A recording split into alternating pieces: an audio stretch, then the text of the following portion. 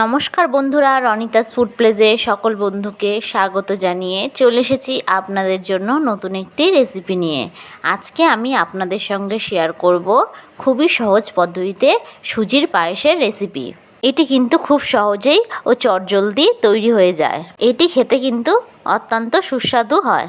তো চলুন দেখে নেওয়া যাক কীভাবে আমি এই সুজির পায়েস তৈরি করি। আমার এই ভিডিওটি যদি আপনাদের কাছে ভালো লেগে থাকে তাহলে অবশ্যই একটি লাইক করবেন, আমার চ্যানেলটি সাবস্ক্রাইব করে দেবেন ও পাশে থাকা বেল আইকনটা প্রেস করে দেবেন।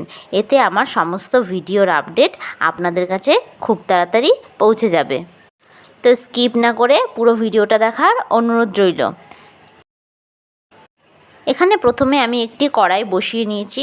কড়াই বসিয়ে ভালো করে গরম করে এর মধ্যে দিয়ে দেব 1 কাপ পরিমাণে সুজি। সুজিটাকে এবার আমি ভালো করে কড়াইয়ের মধ্যে টেলে নেব।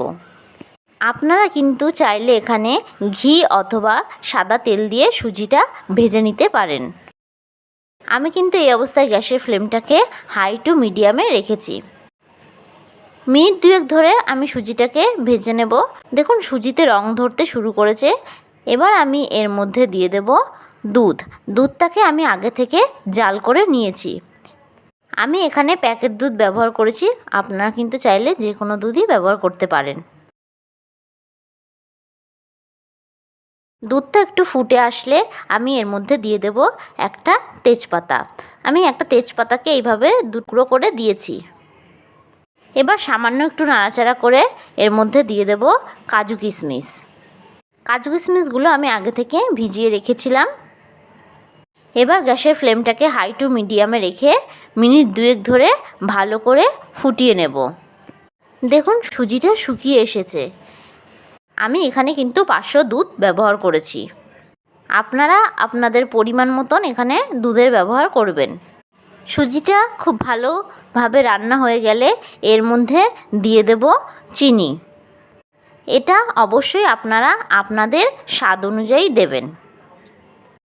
এবার একটু ভালো করে নাড়াচাড়া করে মিশিয়ে নেব।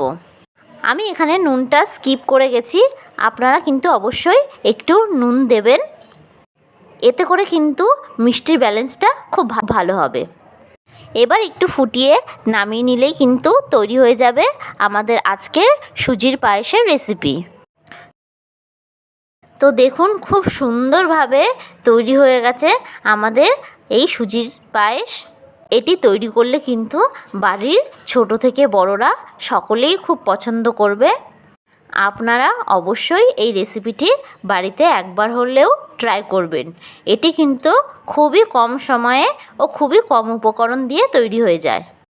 আমার এই রেসিপিটি যদি আপনাদের কাছে ভালো লেগে থাকে তাহলে অবশ্যই একটি লাইক করবেন, আমার চ্যানেলটি সাবস্ক্রাইব করে দেবেন ও পাশে থাকা বেল আইকনটা প্রেস করে দেবেন। এতে আমার সমস্ত ভিডিওর আপডেট আপনাদের কাছে খুব তাড়াতাড়ি পৌঁছে যাবে। আশা করি আপনারা সকলে ভালো থাকবেন, সুস্থ থাকবেন। ধন্যবাদ।